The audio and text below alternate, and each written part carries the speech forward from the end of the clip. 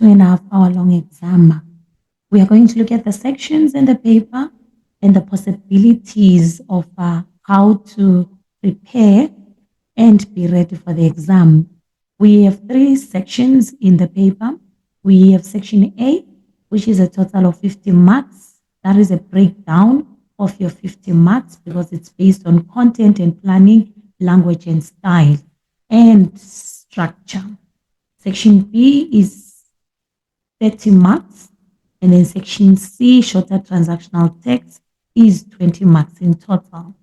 We are going to be looking at types of essays, and we must be able to understand what we mean by essays, longer transactional text, and shorter transactional text. Our time management is roughly looked at as 80 minutes for section A, which is the essay, 40 minutes for section B, and 30 minutes for section C.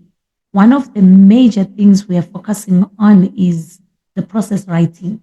Show your planning and drafts of your work, and it must be labeled as such. Draw a line through your planning after you are done so that it is clearly indicated as that. Please start each section on a new page. We are going to go to types of essays without wasting any time and look at exactly our expectations of what you will do in section A. In section A, we have different types of essays.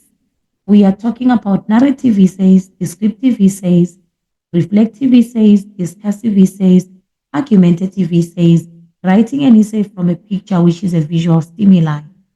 So now we are going to even be having samplers of saying this is what we expect. All essays have a fixed structure. They have an introduction, they have a body, and they have a conclusion. The main aim of essay writing is coherence. We must aim to write a coherent essay. So which means there must be a link so that there will be easy understanding of your essay. All points, all sentences, all paragraphs need to be in a logical order. They must follow each other according to the hierarchy. Your sentences and paragraphs must be written using the correct grammar, and no spelling or punctuation errors must be found. So we are expecting that you, during your planning phase and your editing phase, you are going to realize the spelling errors. And as such, we need to be able to align ourselves to say, I've edited, I've realized the spelling error, and I've fixed it or the punctuation error. Let's look at the 5 essay types. A narrative essay is a telling of a story. It will have the word story in the topic. It has the character, it has the setting, it has the plot, and as such, it means that it has a storyline. One of the things about a narrative essay is that we must understand that it always has a storyline. So if we are going to come to a narrative essay, there must be a sequence. And therefore, that's why we are saying we are expecting a storyline. An introduction must be given, must be developed properly, and then it must be given an ending properly. A descriptive essay describes an experience, an event, or a place. It is full of adjectives, it is full of adverbs. So as a result, it paints a mental picture in the marker's mind. So the marker will have a mental picture of your essay. So when we're coming in, we're saying adjectives must dominate, adverbs must dominate. So this is the essay that we're talking about when we say it's a descriptive essay. A reflective essay shows how you think or feel about a topic, emotions, hopes, and dreams. It can be based on an experience that happened to you, and then now you are reflecting and showing exactly what you gained from that experience. A discursive essay must present both sides of an issue based on the topic. Therefore, it means that it's a balanced essay. You are bringing both the negatives and the positives of an issue, and therefore you are presenting them on the table. So it means that it will not become subjective. It means you will not take one side. But in an argumentative essay, you will support one side of an issue based on the topic. If you are for the positives, it means that you will be 80% of positives, 20% will be just negatives, and therefore it means that it is a biased type of writing. Please choose your essays wisely based on these things that we've just talked about. So don't just choose an essay based on the words that you see in the topic, but you must be able to say, I can bring it out as a discursive essay, argumentative essay, reflective essay, or a descriptive essay. And now, planning your essay, we must be able to make sure that we show the order of our points. And as a result, you will be able to follow the guide of the type of essay you do. There are different ways to plan. You can use a mind map. You can use the clouds. All of those are acceptable. Or you can use listing of ideas. And as a result, you'll just have to have a list of your points. But now, immediately after your planning, you must have a first draft whereby you're going to edit, checking yourself for grammar, checking for punctuation. Think about your audience to help you choose the right register. Register can be formal. So as a result, you must determine what type of essay you're doing and who's the audience of the essay. And therefore, it will be clear on how to do it. Final essay must not have any mistakes at all. So it means that all the mistakes will have been cleared in the first draft. No mistakes, which means that we are saying the essay must reach the word limit, and as such, it must not be less than 250 words, and it must not be more than 300 words. Do not include the words of your essay title in the word count is the instruction. So which means your essay must fall within the category of 250 to 300 words. So now when we're coming in and we say we are narrating, tell a story, personal pronouns will be used. I, we, he, she, they, them.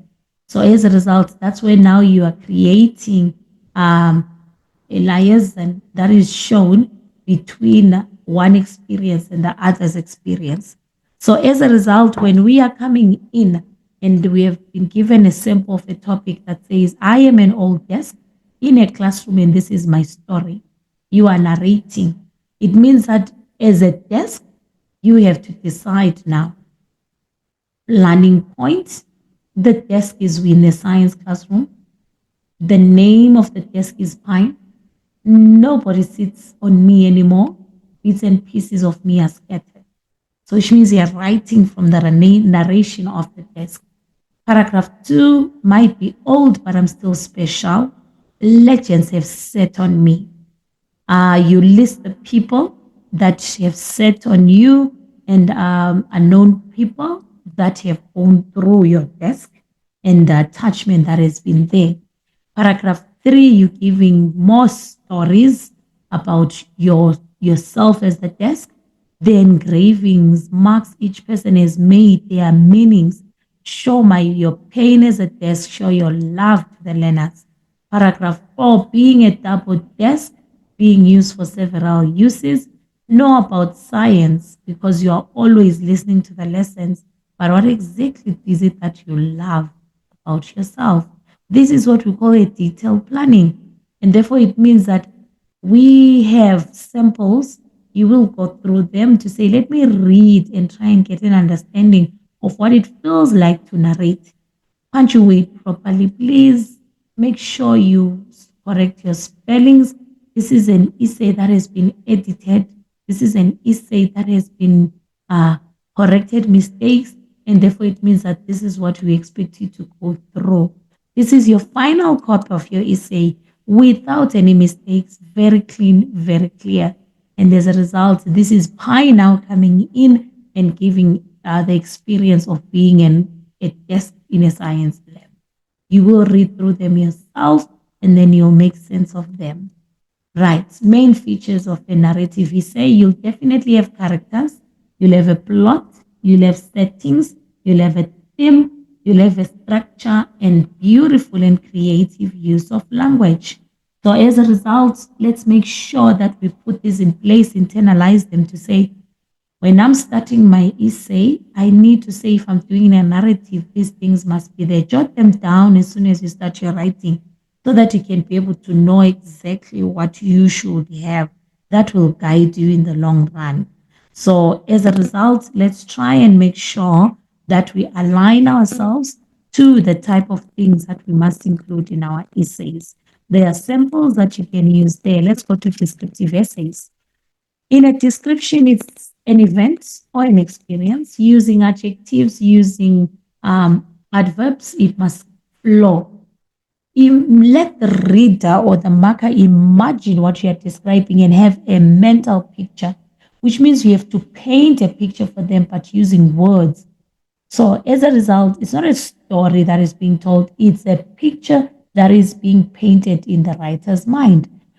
Write about what you know and might have experienced. So as a result, it will be easier for you to describe it rather than starting something that you've never seen or that you've never experienced. So it's always from a first person perspective, and you must be able to talk about the senses, sense of sight, sense of touch, sense of hearing, sense of smell. They must be included. Figures of speech must dominate the essay because now it has to sound convincing and real. So when you do that, you will be able to produce a descriptive essay. The learner chose the essay, this essay topic, as a descriptive essay type. We're going to give an example. The scene in the waiting area of a clinic or a doctor's surgery. We are saying we have to have a mental picture. We go to the final copy. A clinic waiting area is possible one of the most awkward places to be. You come in through the door or to the reception to tell the friendly lady that you are here for an appointment with the doctor. And as you go to take a seat, you politely nod to all the other people. With all this friendliness, you'll think that some people will be talking to each other, but for some unknown reason, there is silence among the adults. The only voices you hear are the receptionist talking on the phone and the little kid who is necking his mom if he can go build a puzzle or play with the toys. A few characters will always be found in the waiting area. For example, there will almost always be a kid with a sports injury accompanied by his hysterical mother. And then there's also the person with flu-like symptoms, even in the middle of summer. This is a detailed description. So when we are saying describe, it means you are putting the person who's marking you right in the middle of that room and can now visualize the people that you are describing around you. And as such, this is a sample of what we call a descriptive essay. 250 to 300 words of a description must be done, and as such, you will get your proper marks. So in a descriptive essay, characters were given, the plot was given, the setting was given, the theme was given, the structure was given, creative use of language was done. Hysterical, flu-like symptoms, calm, collected men, colored pale green and gray. These are adjectives. We are talking about adjectives that must be used in a descriptive essay because they are mandatory. You cannot deal with a descriptive essay without those. Those are samples that you can use to try and practice what we've just talked about. We go to a reflective essay. This is based on, as I said, experience, what you've gone through, and as a result, going back and looking at it from a different angle from the future. So it means emotional reactions, your own personal feelings, your own point of view must come in. So that's why we are saying a flashback technique can be used. Your essay begins now in the present, and then now you can go back and reflect. That's a style, a beautiful style of writing. Describe past events throughout the essay, and then you return to the present again in the conclusion. Styles of writing beautifully done. So as a result, when we come into reflective, something from the past is going to come in. Let's look at things I would like to achieve by the time I am 30. This is a reflective essay. The person has a dream, and therefore it means that has certain things that they want to achieve. There is the mind map. Let's go to that is the edited version. Let's go to the final essay. There are a number of things success is not. It's not money or power, although I have to admit these do have a certain ring to them. Success is bounding out of the door in the mornings because you can't bear to contain the excitement of going to work. But it's a bit pretentious, but you get the point. Success is bringing together people with universal dreams and inspiring the people you work with to walk the extra mile. I want that beautiful diction. And as such, there is a beautiful parenthesis there through the dash. I want success for additional information.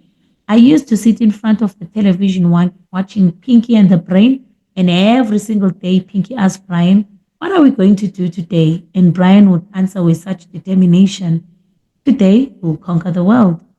I guess it must have brainwashed me somehow, for now I strive for the same thing.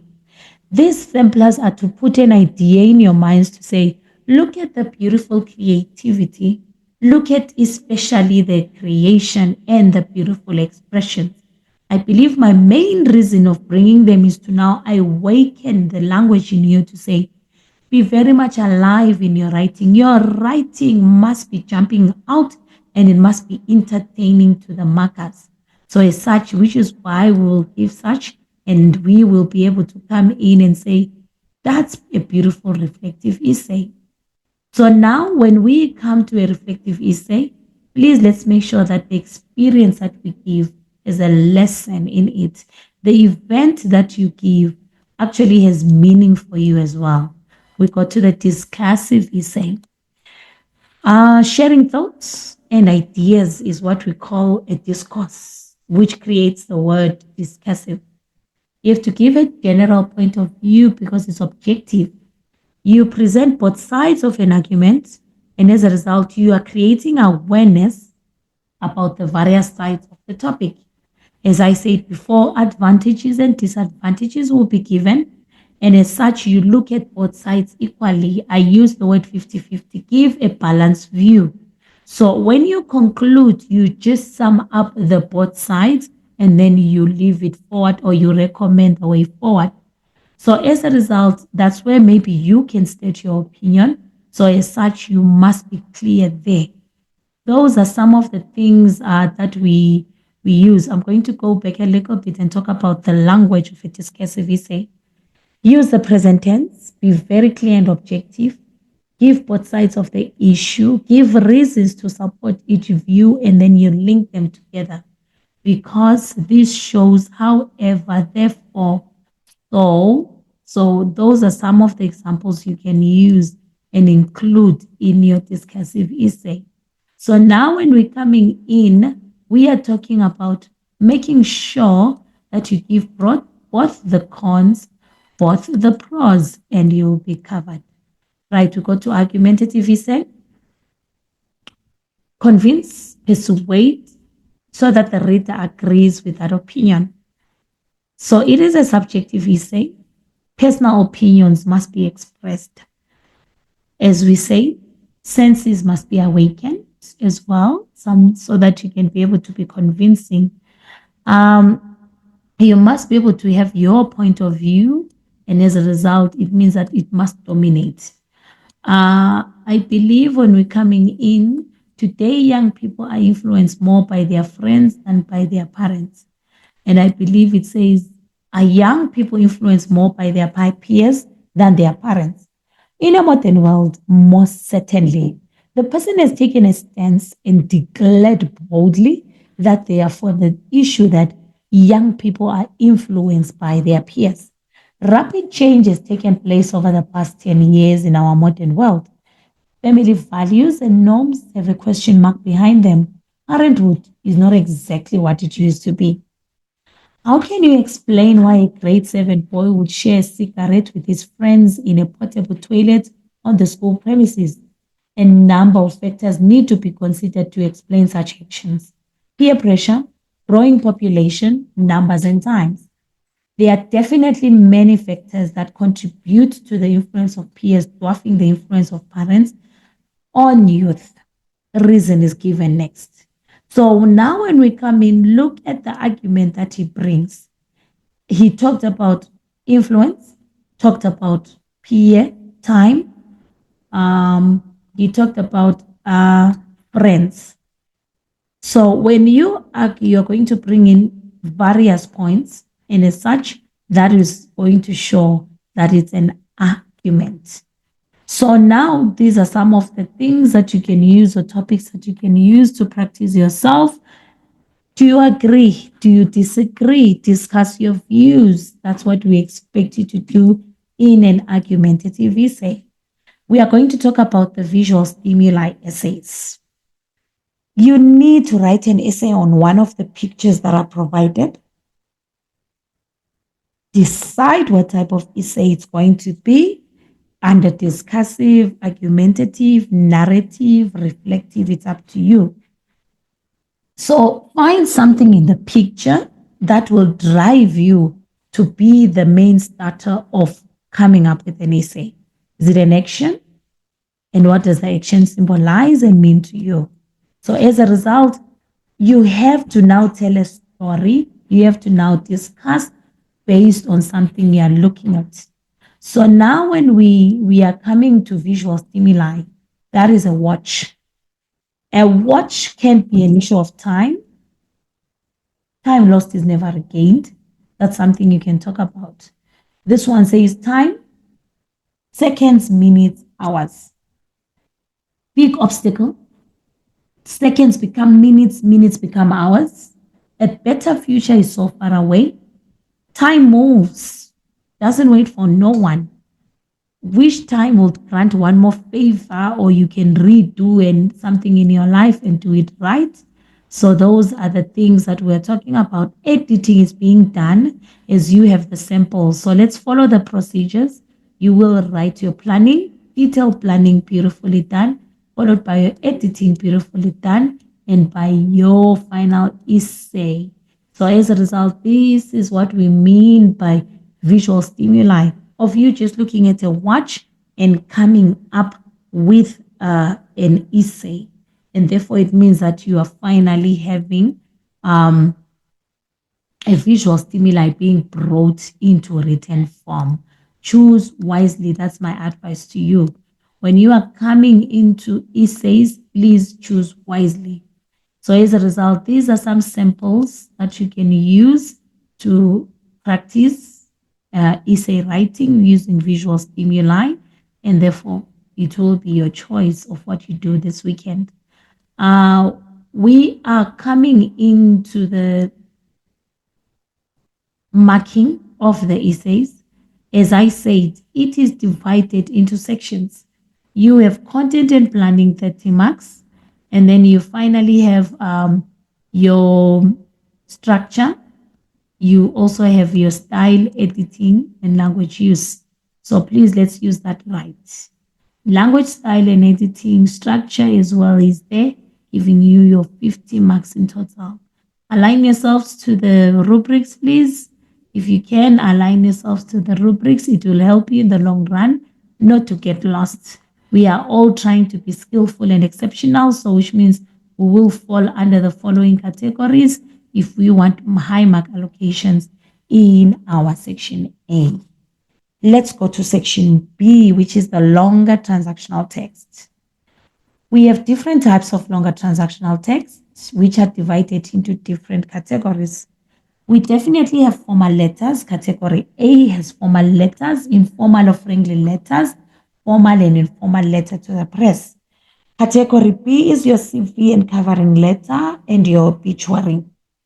Category C is going to have your review, your newspaper article, magazine articles, agenda in minutes of a meeting, formal and informal reports.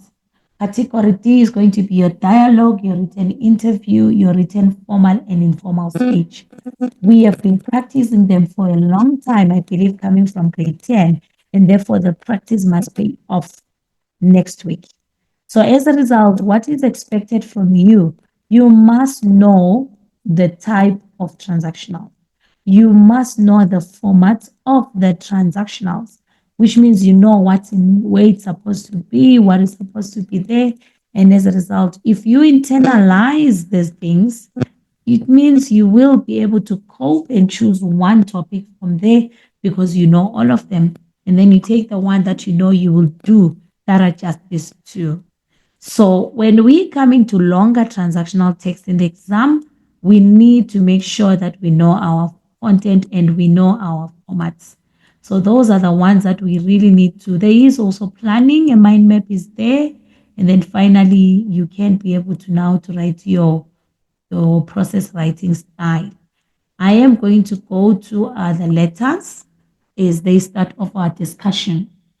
Your longer transactional texts are always 120 words to 150 words. You align yourself to that word count and you will not go wrong. This is what we have. Register is not the same for a formal piece of writing and informal piece of writing. Very formal expressions are given and polite in a formal writing. Conversational style is used in an informal one. Please come to the party. But we say formally you are invited to attend a celebration. It is a great pleasure to meet you. I am honored to meet you, but we are saying pleased to meet you informally.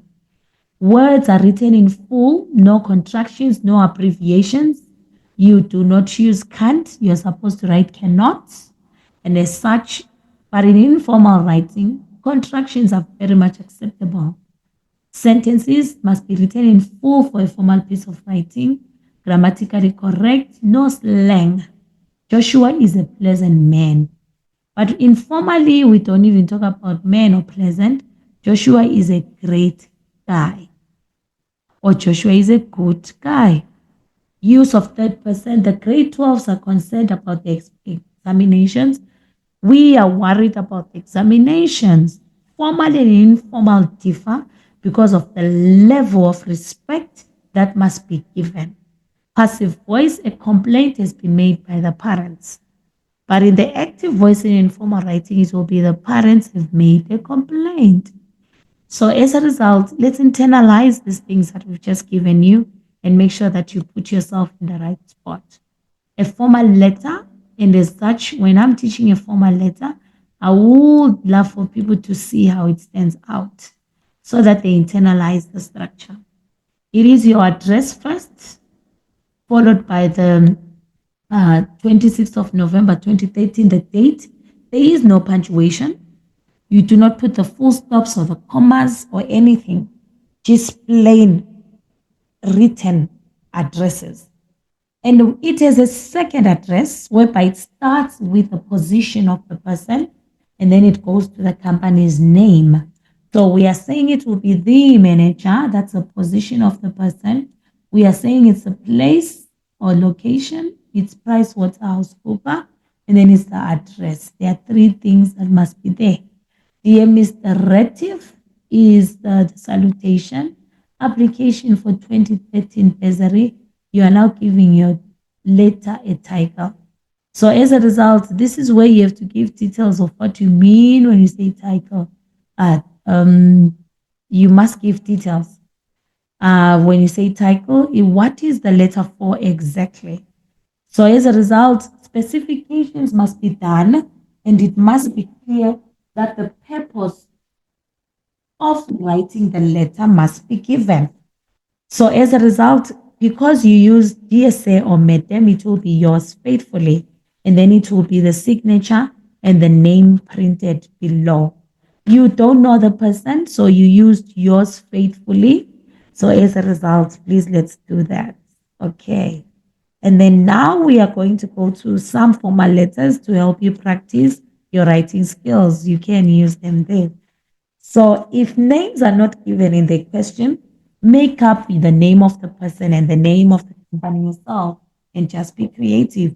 Not all questions will give you who you are writing to and the address and all those things. So creativity must come in. Those are what we call formal letters. Let's go to informal letters. It's a friendly letter. We know it as a friendly letter. It's very informal. It can inform. It can be an informal letter to inform, an informal letter to thank, congratulate, offer sympathy, motivate, sympathize, or give advice. The tone is very friendly. It's very chatty. Informal register is always used. So let's pay careful attention to the layout of the informal letter as it differs to the formal letter. All planning is done. There's nothing that does not have planning, guys. Everything has planning. Everything is done properly as a process. Right, there we go. It's the correct address given. It is the correct salutation or greeting given. Dear Moses, you do not have to write the name, the surname if it's your best friend, obviously. So Moses is enough. Even when you are signing off, it will be your best friend Mkaya.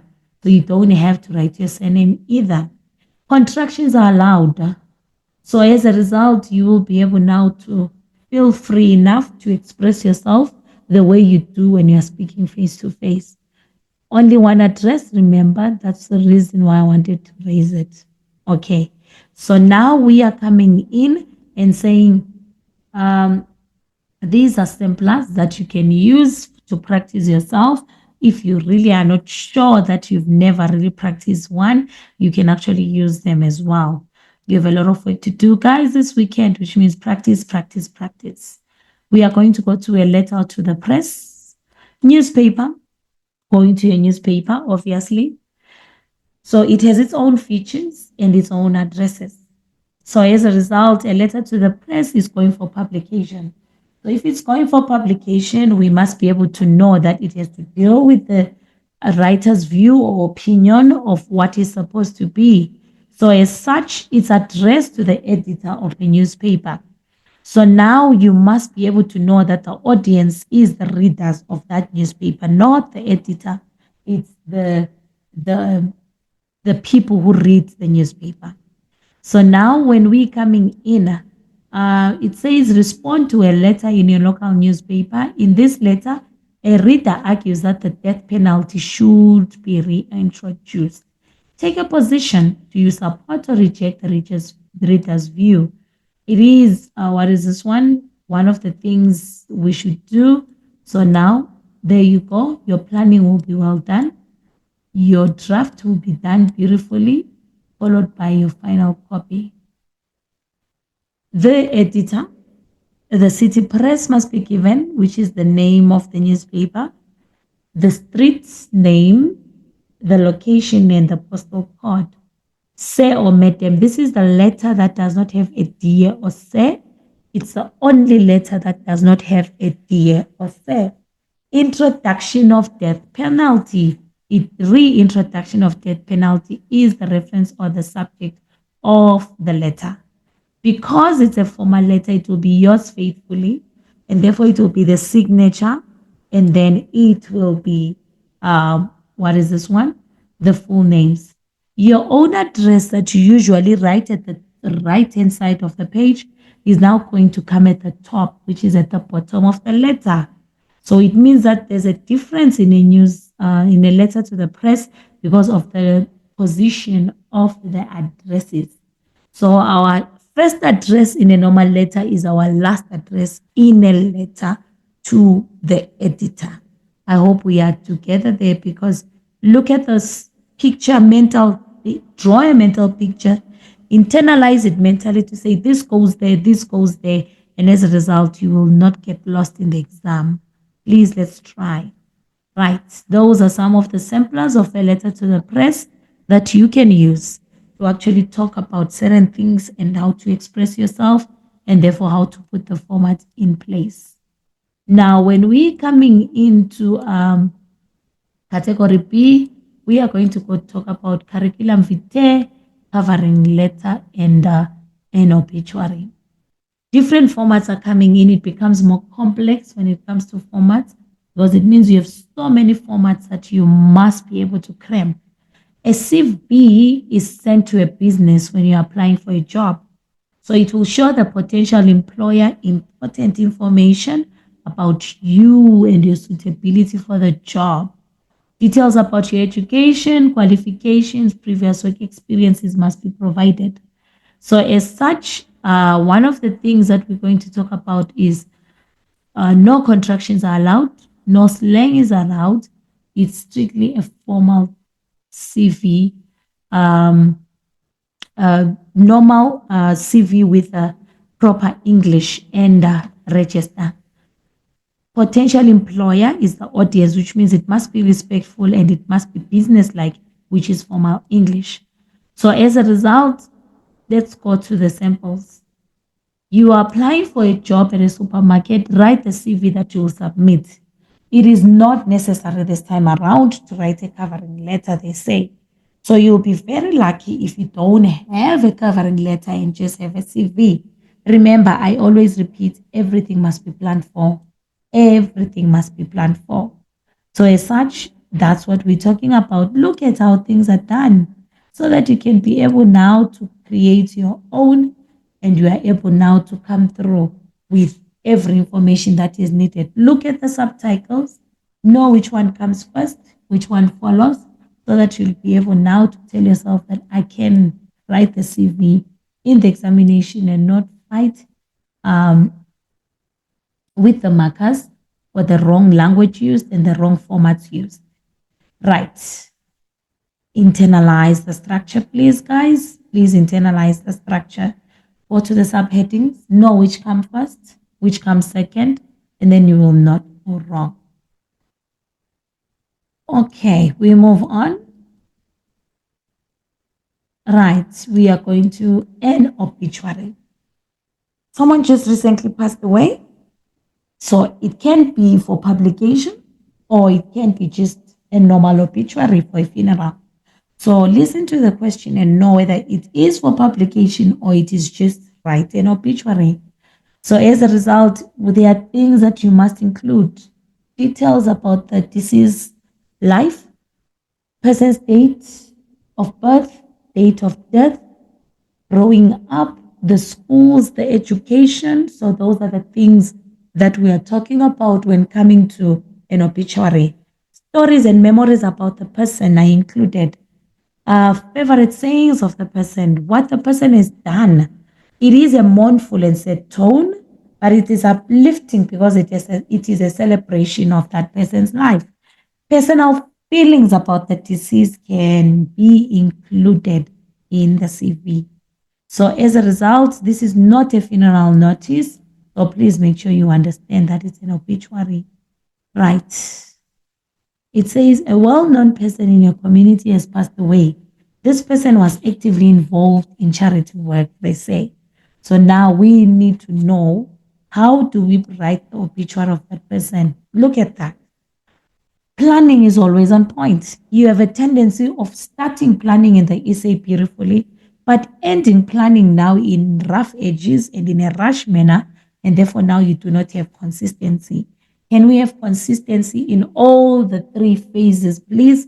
In your essay, in your longer transactional, in your shorter transactional, planning must be on point. It must not change, and therefore it must remain the same. I'm going to go to the final text. Charles Mandini, that's the heading, and therefore it's showing us exactly the person that we're going to be talking about. So as such, that's a sample for you to look at and know exactly. For famous words, famous quotations are there. I believe it is where he grew up and all these things is there. When he was born and when he died is there. So as a result, please let's internalize the structures and it will be easier for you now to write proper answers. So please let's make sure those are some of the examples of obituaries, obituary questions that you can use to practice writing. So as such, let's practice and let's get prepared. We are going on to category C, which covers reviews, newspaper articles, magazine articles, agenda in minutes of meeting, and a formal report. They have different formats again, so we must adhere to that. So please, when we're writing a review, show some knowledge of what you are reviewing, give facts about it, or when describing some aspects of it. You should give your opinion about what you are reviewing and always give the reasons for your opinion. Reviews can include both the positive and the good points about what you are reviewing. The conclusion of your review should conclude whether your assessment is mostly positive or it is mostly negative. Use creative and interesting language to express your opinion, please. So, as such, when we're saying a review, a city, a activity, a place must come in. So let's please do that when we are giving a review assessment. So please, let's make sure it's activity, it's a place, it's a restaurant, it's a performance of some sort somewhere, right? As we see, planning is done, but someone did not finish the planning and left it hanging. And please, let's make sure that we don't leave anything hanging. Everything must be clear. Your paragraph 2 must be detailed. Paragraph 3 must be detailed. Paragraph 4, that is what we call planning. So don't leave anything out. Right. And then we have examples. You'll read them, you'll go through them because you have time to prepare this weekend and you want to make sure you have an idea of what we mean when we say review a novel or a play or a restaurant. So that's up to you. And we must be able to talk about these things in a beautiful way and make the person convinced. So we must be able to know exactly what we will give when coming to a review. Details must be provided about nothing but the truth so that by the time the person reads and finishes your review, they actually have an idea of nothing but the truth without having read nothing but the truth. So that's the purpose of a review. It will give details to a person who has never come across it, and therefore it means that they will have an understanding of it. We go to a newspaper article. These are read by people for information, so they must be well presented. We have different kinds of newspaper articles. Some give opinions, some give advice, some just present facts. So you will decide according to the question what the intention of your newspaper article is. There has been an increase in various types of crime in your area. Write an article for publication in your local newspaper suggesting ways to avoid becoming a victim of crime. So you plan. Stop being a victim of crime. That's a beautiful topic. Identify local newspaper, victim of crime, and as a result, you must be able to specify.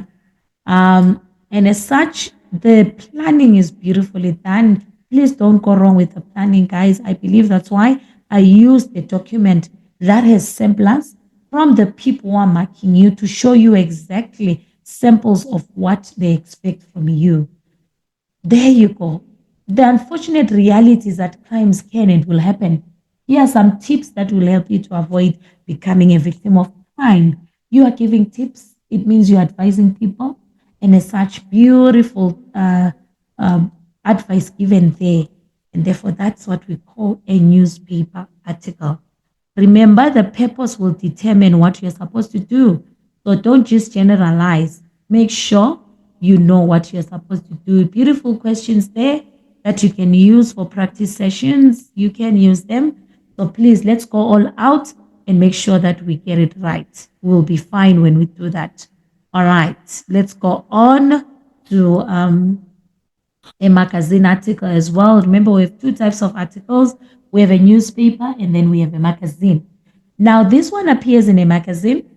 Like a newspaper, it has the same purpose. Information will be given, entertainment, advising.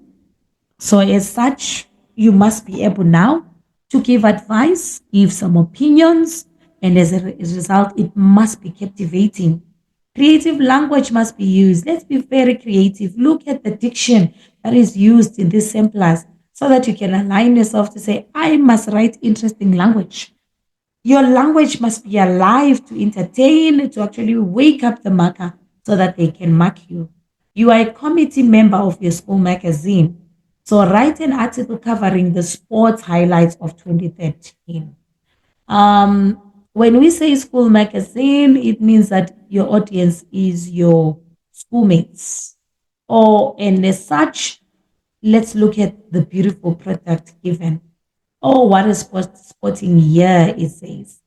And then what does it do? Yes, you have it. 2013 has been the greatest sports year in the school's history. Winning all their games and the provincial championships, our soccer team did a mighty job. Special congratulations to Mike Malauzi for being selected as SA Schools captain. Retin Charlie, the netball captain, did a super job leading a team to win all the games. Talk about jet propelled. We have to say a big congrats to Jackson Zondo, who won every sprint in sight. Doing 10-1 for the 100 meters is not shabby. And in the distance events, everybody just saw Ngobe Morabi's dust. So athletics and cross country also ruled the roost. None of this would have happened without Mr. Teliwe and Mrs. Mdota. Their encouragement, coaching, and motivation led us all the way. We say a very big thank you. So, sports cats enjoy looking back on a magical year. It's a magazine. It must be entertaining, guys. It must be captivating. It must capture the audience, which is your marker, and as such, beautifully expressed there. So please go through the sample and make sure that you listen to the language and the expressions. Then it will guide you to producing your own. We are going to go to the next transactional.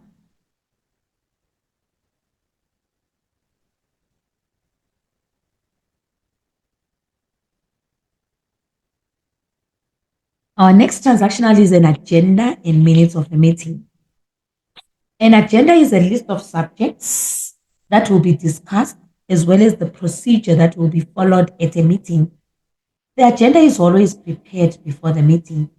Minutes are a written record of what was discussed and decided at a meeting. Minutes are recorded as a meeting that has happened or is happening. So when we're coming in and say the items in the agenda are numbered in the sequence that will be discussed in the meeting, always remember we have to start with the greetings, opening, and all those things. When writing minutes, list the facts in point form.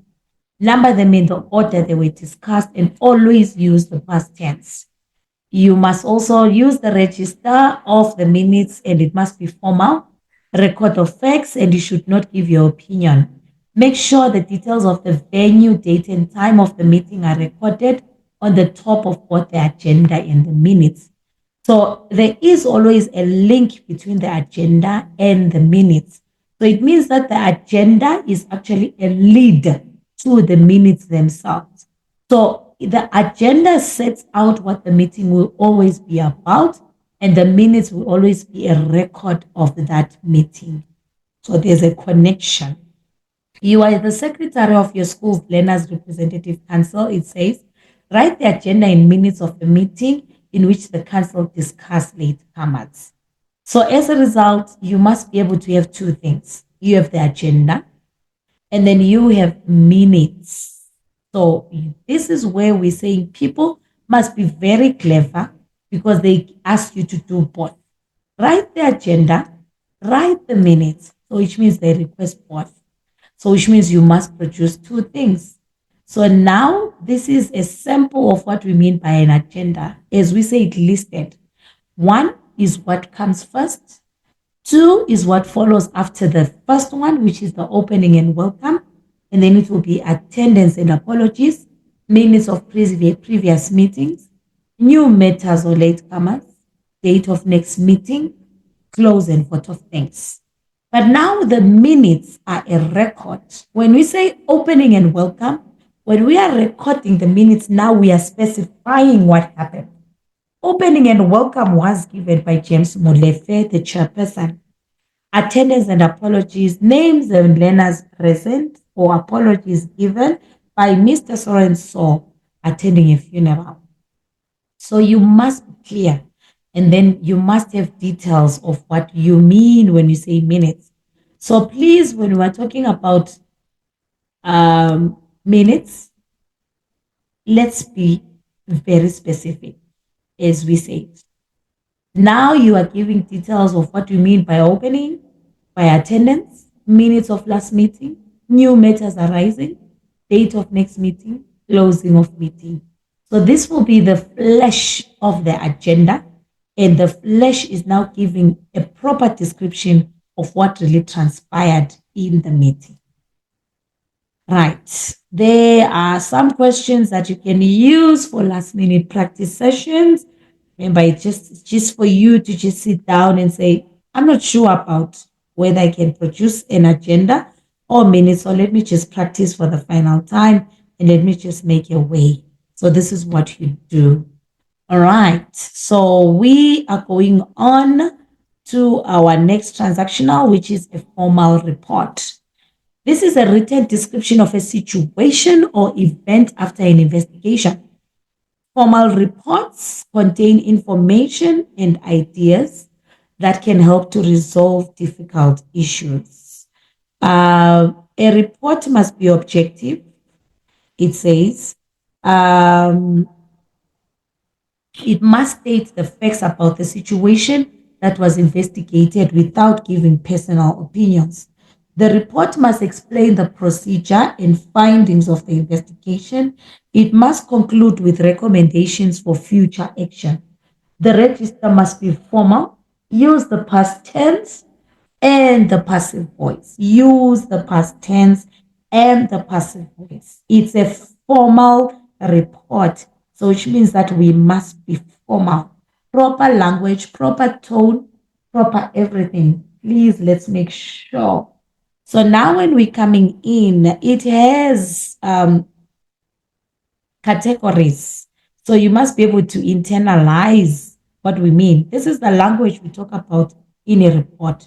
There's an investigation, which is an formal inquiry or study of a situation. There's a procedure, which is the official process of the investigation. We have recommendations, suggestions of the best course of action to take, followed by the investigation itself. So now when we're coming into a formal report, let's have a sample. You are the captain.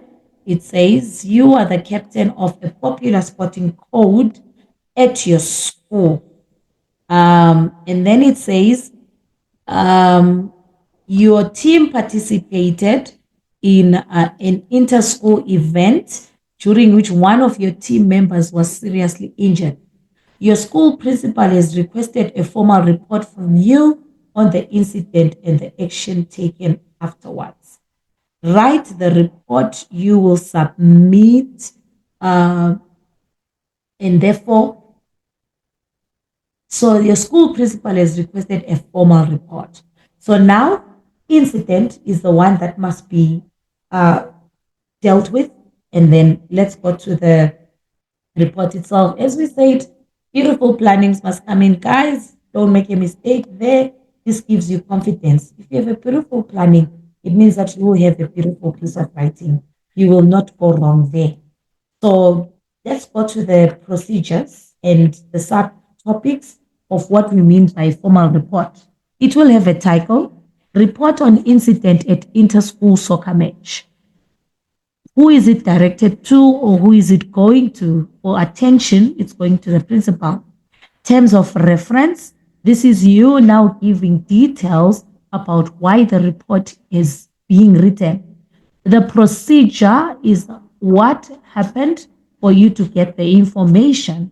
There was an interview, there was a description written down, there was Tom who gave his own account, there was an analysis that was of results that was done by the captain, and conclusions were drawn.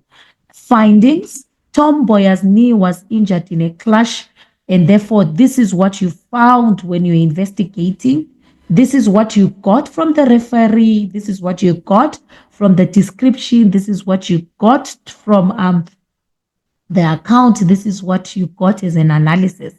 So now when we're coming into the findings, we are talking about what was discovered. And finally, we have a conclusion. What must be done, and action must be taken in order to address the situation. So what do you recommend? The principal should call a meeting to discuss the report with all parties, and a course of action should be agreed on. Look at this. When you are going into your report, you must know, I have a heading. I need to know who I'm addressing it to and write it there. I need to have my terms of reference. I need to have my procedure. I need to have my findings. I need to have my conclusion, followed by the recommendations, signing and the dating done. Know the structure of your transactionals. Know what comes first, what comes second, and therefore it means that you know how it stands out. If you know how it stands out, you will not go wrong. It means that you'll be able to produce it properly. So that's what we call a formal report. Those are some of the topics that you can now play around with and try to get a gist of common topics and common things that can be used to practice. I need us to understand the importance of knowing that whatever we're doing is a format, and therefore you must align yourself to it. Let's go to category D. Category D is a dialogue, is a written interview, has a formal and informal speech. Writing a dialogue is a conversation. The people speak about a specific topic. So it can be a formal dialogue depending on the age and who you are talking to, and there can be an informal dialogue. If it is formal, the language must be polite, no contractions must be used. But if it is informal, if it is formal, there are no contractions. My apologies. If it is informal, contractions can be used because it is informal language used. So it means that the structure of a dialogue is the same to that one of a play. So it can now have certain things that encompass directions. A close friend has upset you in some way. Write out the dialogue that takes place between you and your friend in which you discuss with him or her what she has done. Right. Let's look at how it's supposed to stand out. Here it is. Argument between two friends, Boy and Andile. And then now we have columns. We have the name on the left-hand side of the column, and then nothing must be written underneath the name. All conversations are beyond the column, and therefore they must be pegged correctly.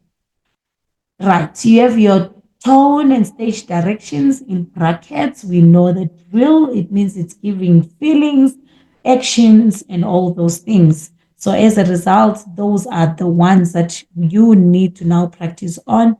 To say they give more information, and as a result, they will give you more flesh. So please, let's make it neat and beautifully done.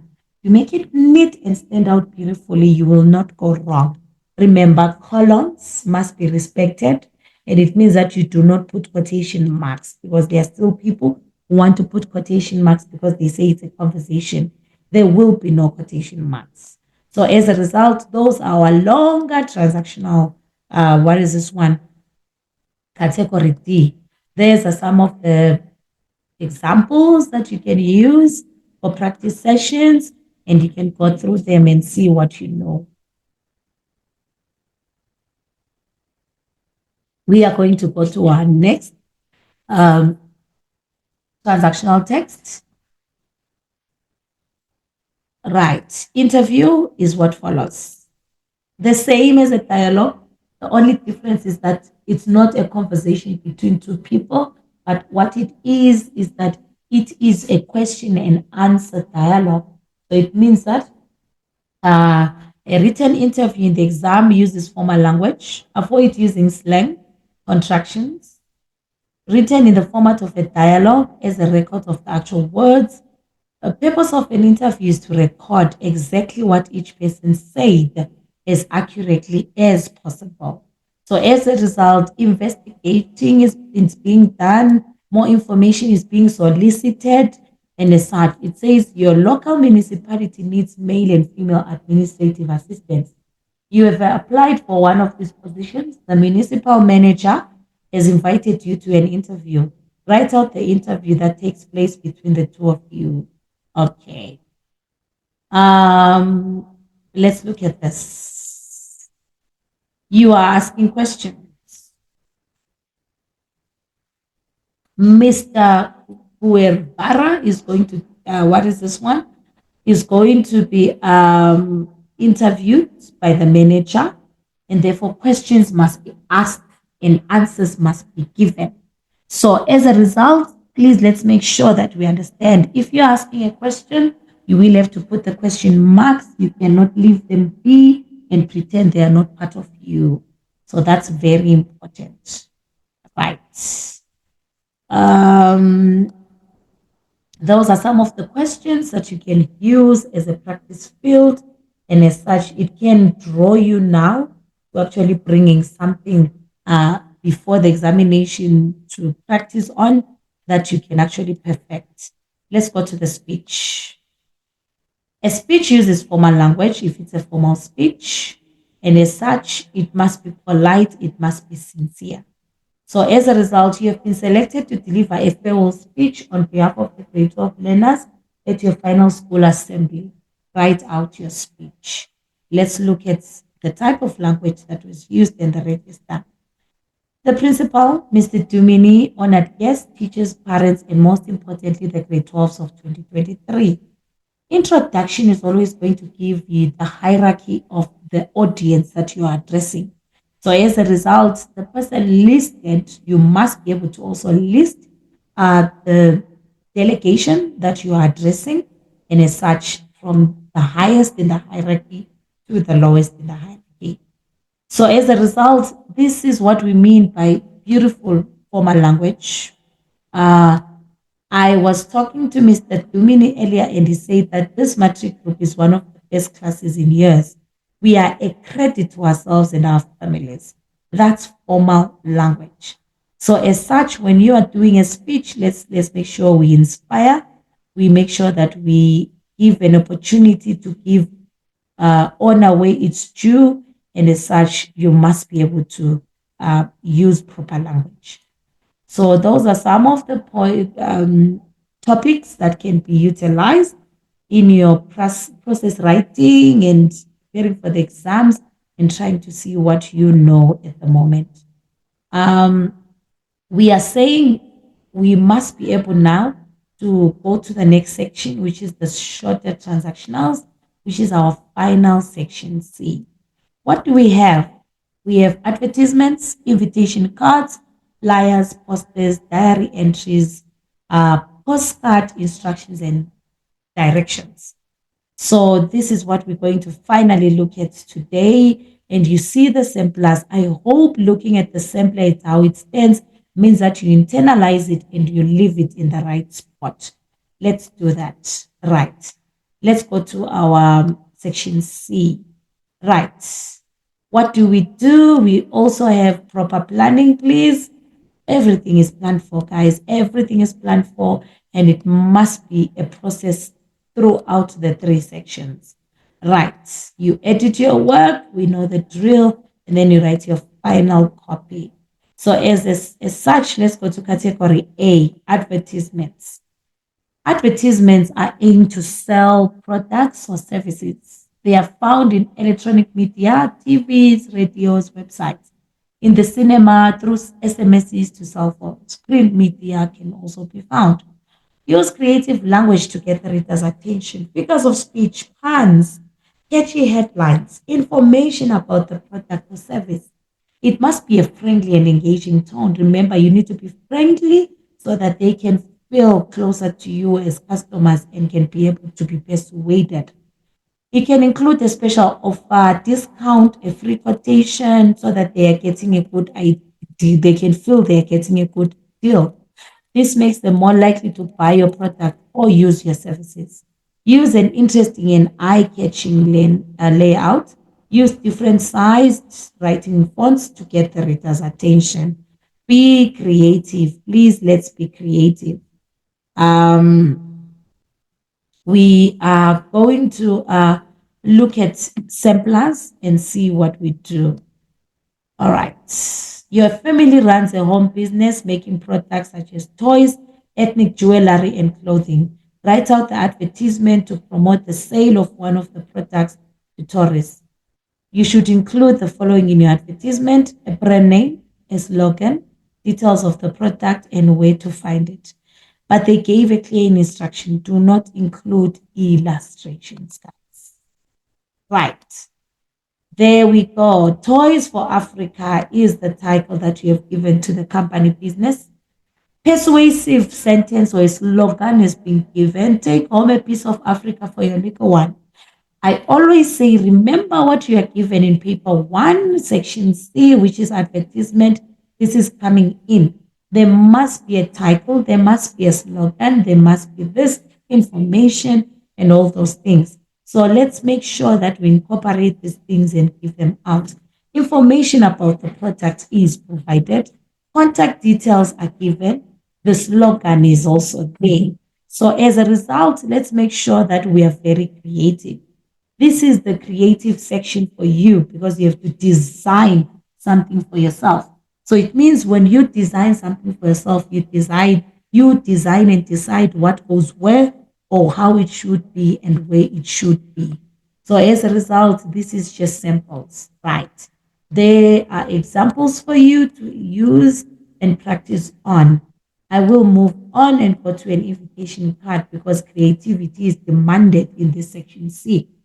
It's a written request inviting someone to attend a specific occasion. Use formal language. Invitation must briefly provide the information the guests need to know about the event to which you are inviting them. So as a result, you have been asked to invite, they say you have been asked to invite guests to your school's prize giving function. A former principal of the school will be the guest speaker. Write out the invitation card you will send to the guests. They are clear, do not include illustrations or drawings. Right. So as a result, you are going to create something for yourself. And now there it stands out. It will always have a heading. What is the ceremony? Who is it going to? The greeting. And then you are now going to entice. Let us celebrate the hard work that has been put in by learners for the year. You are invited to attend the 2013 prize giving. The school's choir and dance group will be adding their talents to make the celebration even more enjoyable. The guest speaker will be given the date of the event, the time, the venue, the dress code, and the RSVP where replies will be sent to. Beautifully done. Illustrations were not wanted, and therefore it means that you are just giving the information and then you will be done. Internalize how it stands, internalize what should be there, and you will not go wrong. So if they do not want any illustrations, then you know it's just information that is logically given. Know what comes first, what comes second, and what should be there. You will not fail. Writing a flyer is a cheap and simple form of advertising. One-page leaflet that is given to people even in the streets. I think we've seen them. Simple language, special offers, layout, eye-catching, different size fonts to get their attention. These are things you must include. So as a result, it is 80 to 100 words. So give as much as you can when it comes to information since there are no illustrations and they don't have any marks. You employed a painter, Isaac Kumalo, to paint your house. His work was of a high standard. He now wishes to promote his business and has asked you to write a flyer. Write out this flyer. Do not include illustrations or drawings. All right. Let's go there and see. This is the flyer. Do you need a painter? Isaac Kumalo can help you. So now what have you done? You have created a heading. Information about the service is clear. 22 years of experience. He, in the trade, satisfied customers, numerous, many. That's beautiful diction to emphasize the numerous one. He promises you a paint job that looks great and will last, and no mess to clean up afterwards. Works in waterfall hedges, in the waterfall hedges and plains areas. References shown on request. It says if you feel you want to know more about his work life, and then finally the contact details will be given. So this is what we are facing when it comes to a flyer. No illustrations necessary, remember, so you don't need them. So it means that you just have to give the proper information. There you go. Practice is there for you if you need it at any time. Right. Writing a poster. This is a large printed notice in a public space. Simple form of advertising. Bold lettering must be used. Interesting layout must be used to catch the people's attention. So as a result, when we say simple form of advertisement, it means that it uses simple language, very simple language. Um, and as such, just give what is necessary. And they say it used large lettering for the headline to catch readers' attention. So which means attention must be captured first at the top. Your friends have formed a band and have been offered the opportunity to play at a local restaurant. Write the poster that promotes their appearance at this venue. Again, no drawing or illustrations are required. What do we have standing out there? Live. The Homeboys. After playing in clubs in Port Elizabeth for the last 3 years, the Homeboys are finally heading for downtown East London. The Homeboys sounds is a whole new mix of jazz and kwaito that will keep you dancing all night.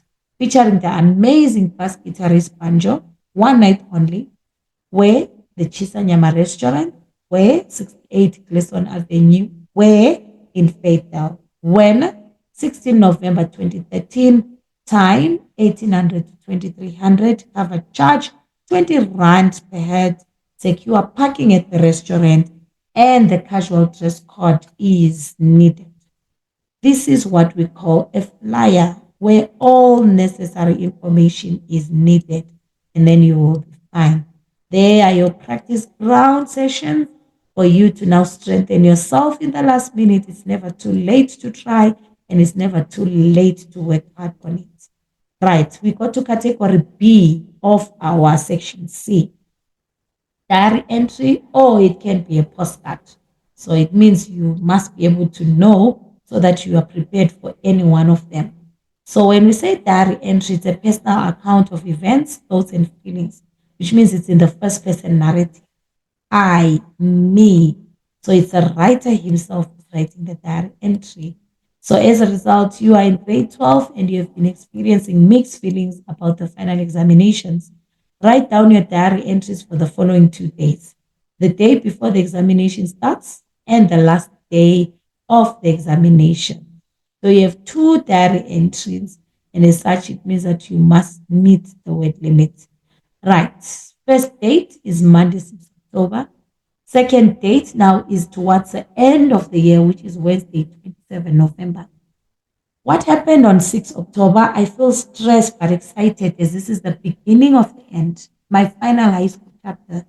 I'm nervous because I don't know what to expect. Did I study enough? My whole school career is almost over.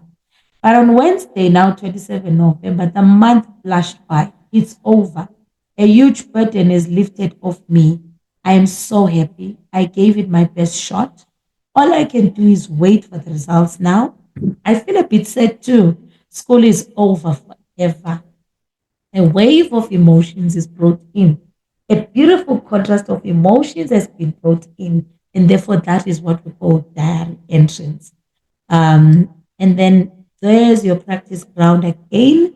You use what you need, you try where you can, and as a result, you internalize what you must in these final hours. Now we go on to our final category, I believe.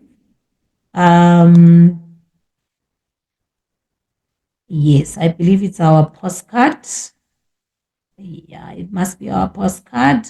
Our postcard is a postcard is a short message sent by post that briefly tells someone your news and let them know you are thinking of them. So the question says you are far away from home at a beautiful holiday resort. Write the text or words of a postcard that you would send to a family member describing your experiences. No illustrations are needed.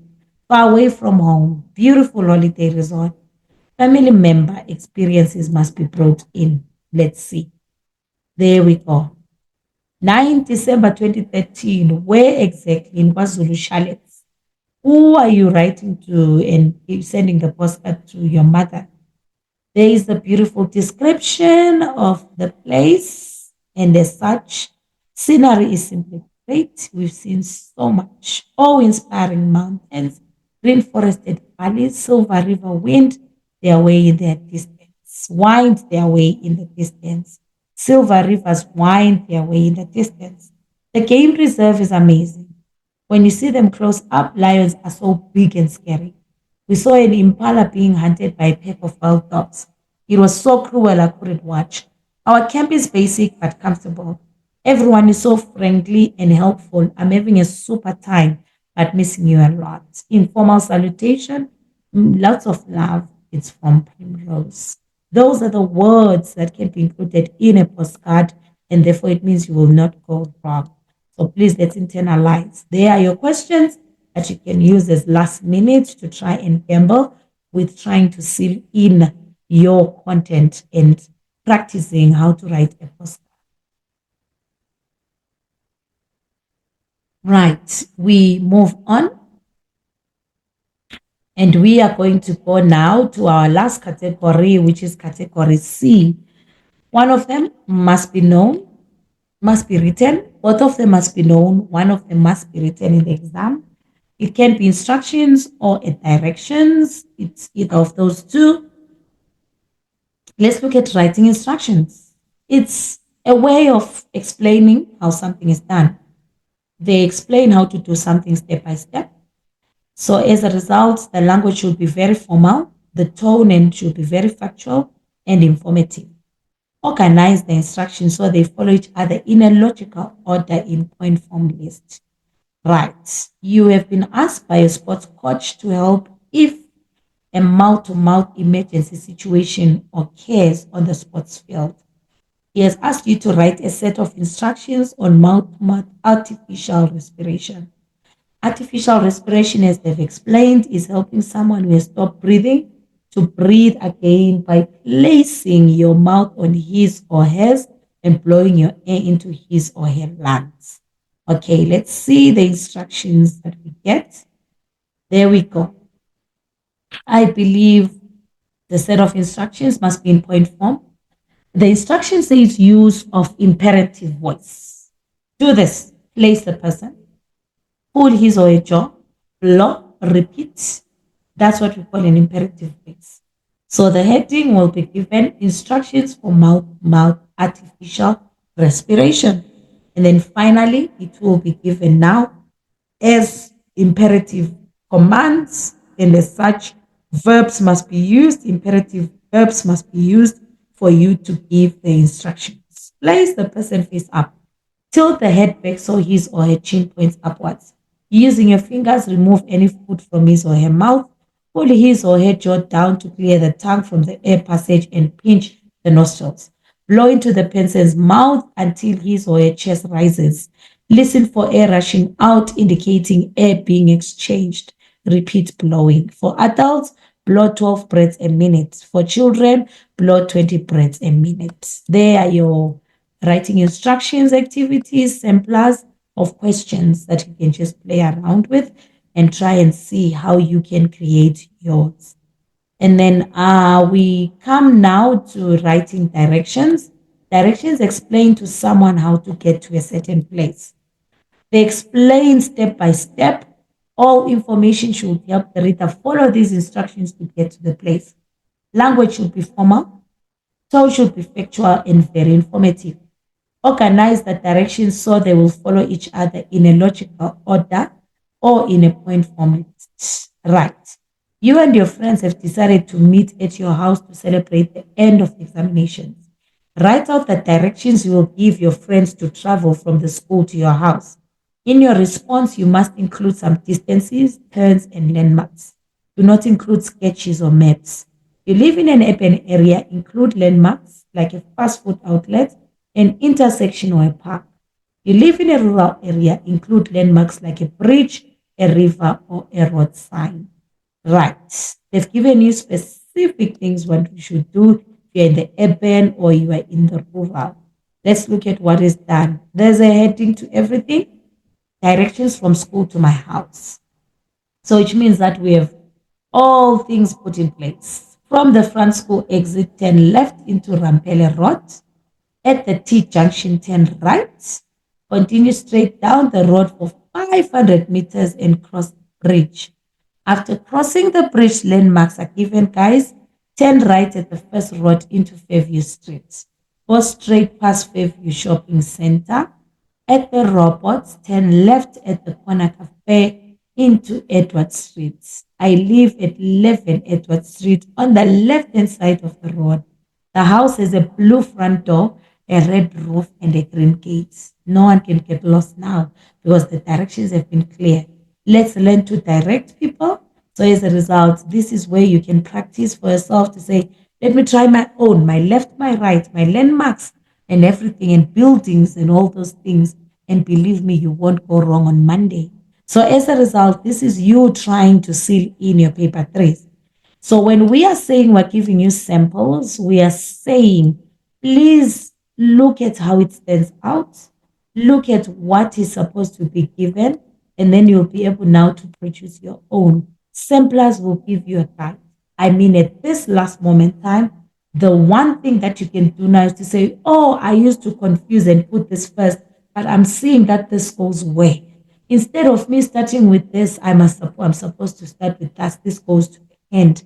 This is the purpose of this lesson for us to guide you visually in the last minute to internalize what sits where, what stands where, and what where should be so that you can be able to put it in the right place in the examination. We wish all of you the best in your examination and we pray for the best. We hope for the best and we hope that you will do the proper procedures and preparation. Prepare, revise, and be ready. We have come to the end of the session.